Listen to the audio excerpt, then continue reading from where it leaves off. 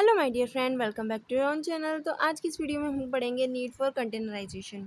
ये कंटेनराइजेशन की ज़रूरत हमें क्यों होती है। As is commonly understood, the theory of unitisation is based on the principle of increasing the size of unit load and reducing the handling and transportation cost. जैसे कि हमने पहले पिछली वीडियो में पढ़ा था, यूनिटाइजेशन होता है क्या, यूनिटाइजेशन का यूज़ क्यों किया जाता है, ताकि हमारी जितनी भी लोड्स है, जितनी भी यूनिट है, उनको एक इंक्रीज साइज़ में लोड किया जाए और ताकि हैंडलिंग और ट्रांसपोर्टेशन कॉस्ट को कम किया जाए।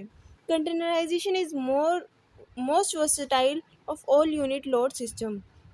Until the Second World War and as late as early 60s, the transportation of finished or semi-finished goods used to be through conventional ship in break bulk form. पहले क्या होता था, जो भी हमारे गुड्स को ट्रांसपोर्ट किया जाता था शिप का यूज़ करके, तो वो कंटेनराइजेशन का यूज़ करके ना करके बल्कि हम ब्रेक बल्क फॉर्म में उसको ट्रांसपोर्ट करते थे। तो दिस या तो ब्रेक बल्क फॉर्म क्या हो गया, या तो हम कार्टून्स में उनको बैग ट्रांसपोर्ट कर रहे हैं, या फिर हम बैग का यूज़ करके अपने गुड्स को क्या कर रहे हैं, ट्रांसपोर्ट कर रहे हैं। तो बैग्स और कंटेनर का कार्टून का यूज़ करके हम क्या करते थे, ब्रेक बल्क फॉर्म में अपने गुड्स को ट्रांसपोर्ट किया करते थे।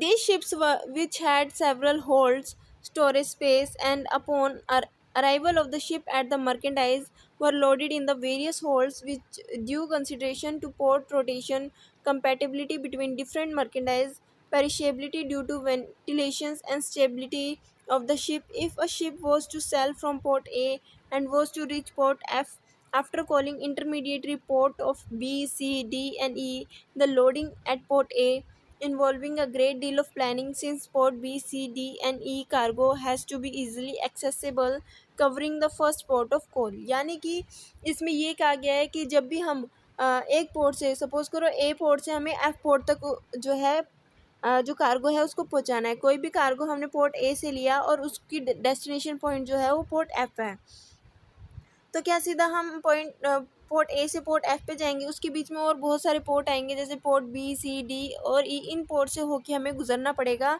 और ये पोर्ट्स है जहाँ से हम कार्गो को, जिन पोर्ट्स में हम रुकेंगे और यहाँ से हम कार्गो को उठाएंगे। जो भी अपना कार्गो ट्रांसपोर्ट करना चाहते हैं जिस भी पोर्ट से, वहाँ से लेके उसकी डेस्टिनेशन पोर्ट तक हम कार्गो को पहुँचाते हैं। तो जो भी कार्गो हमने पोर्ट ए पे लिया उसकी प्रॉपर प्लानिंग करनी पड़ेगी, उसको प्रॉपरली अरेंज करके रखना पड़ेगा पोर्ट ए पे ही, ताकि और जो बाकी पोर्ट पे जाके कार्गो लिया जाएगा उनको लोड करने में कोई दिक्कत ना आए।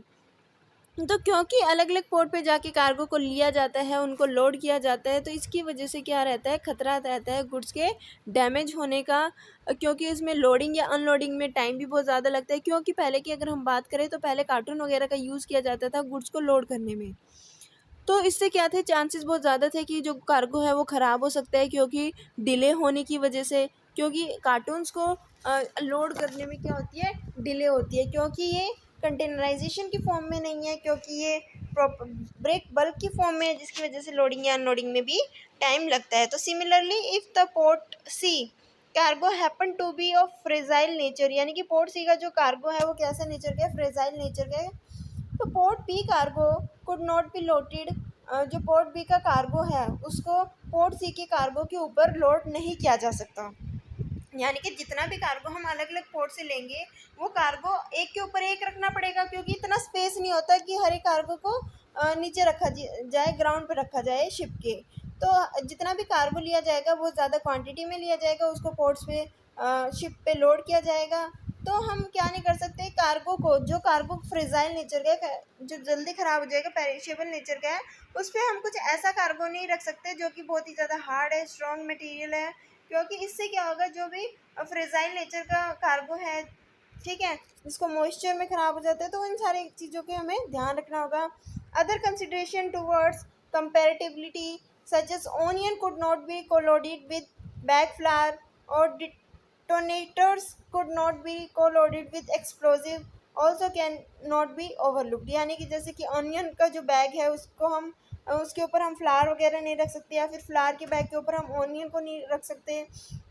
डिटोरेशन क्या होता है, जो भी एक्सप्लोजिव होते हैं उसको हम बोलते हैं, तो एक एक्सप्लोजिव के ऊपर दूसरा एक्सप्लोजिव सामान नहीं रखा जा सकता। This consideration coupled with adhesive to minimum stability criteria of the ships as prescribed by the regular authority have to keep in mind, यानी कि ये सारी चीज़ें जो है हमें ध्यान में रखनी होती है।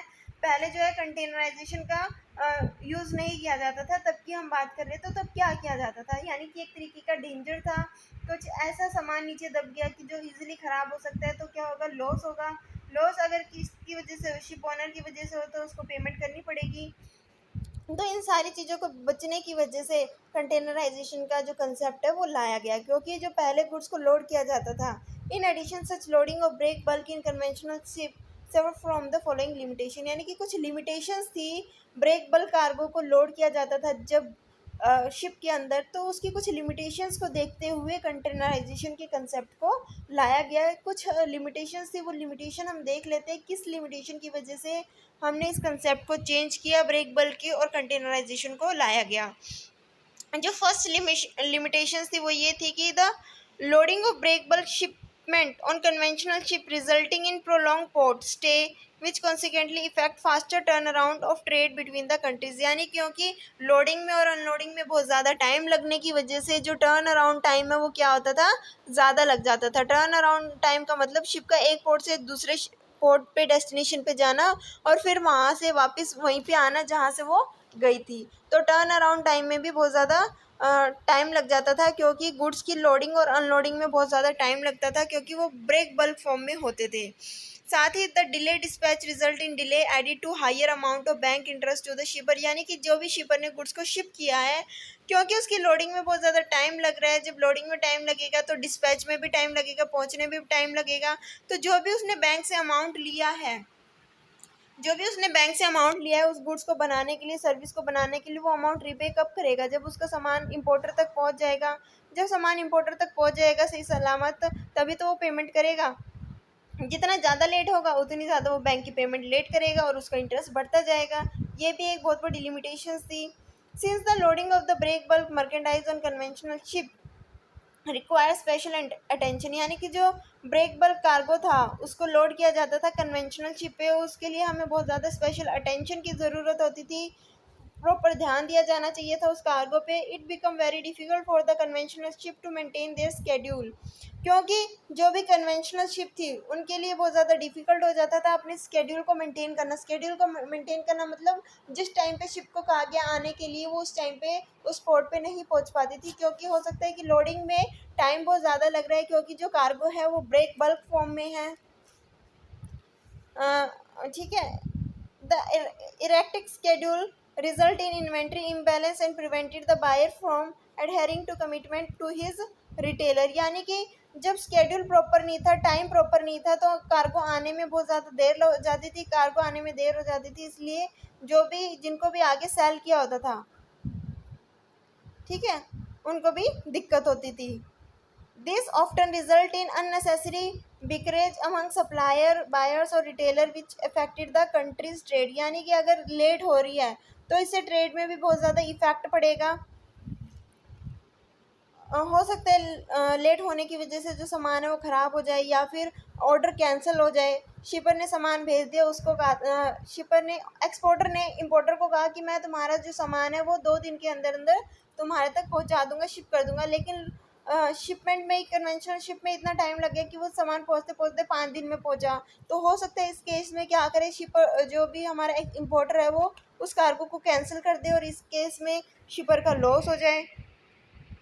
Loading on conventional ship involve multiple handling, यानी कि जो लोडिंग की जाती है उसमें मल्टीपल हैंडलिंग का यूज़ किया जाता है, which result in frequent damage, जिसकी वजह से हमारा जो कार्गो है वो क्या हो सकता है, ख़राब हो सकता है, due to improper utilization of equipment, negligence और इग्नोरेंस, क्योंकि उन्होंने क्या नहीं किया, प्रॉपर इक्विपमेंट्स का यूज़ नहीं किया, जिसकी वजह से भी गुड्स क्या हो सकते हैं, डैमेज हो सकते हैं। इसको एक एग्जांपल से समझ लेते हैं, क्योंकि हुक्स का यूज़ किया जाता है, अगर बैगेज कार्गो है तो उसमें हुक्स का यूज़ किया जाएगा उसको लोडिंग या अनलोडिंग के लिए, उसकी हैंडलिंग के लिए। इसी तरीके से अगर कारपेट रोल्स है तो हुक की वजह से वो भी क्या हो सकते हैं, डैमेज हो सकते हैं। अगर फोर्क लिफ्ट का यूज़ किया जाता है कार्टून के लिए, अगर आपका जो कार्गो कार्टून में है तो उसके लिए फोर्क लिफ्ट का यूज़ किया जा सकता है, जिसकी वजह से आपका जो कार्गो है वो क्या हो सकता है, कार्टून पंचर हो सकता है, जिसकी वजह से भी डैमेज हो सकता है। Damage due to the compatibility were also rampant and despite best precautions and planning there were instances when two commodity which were non-compatible were co-loaded.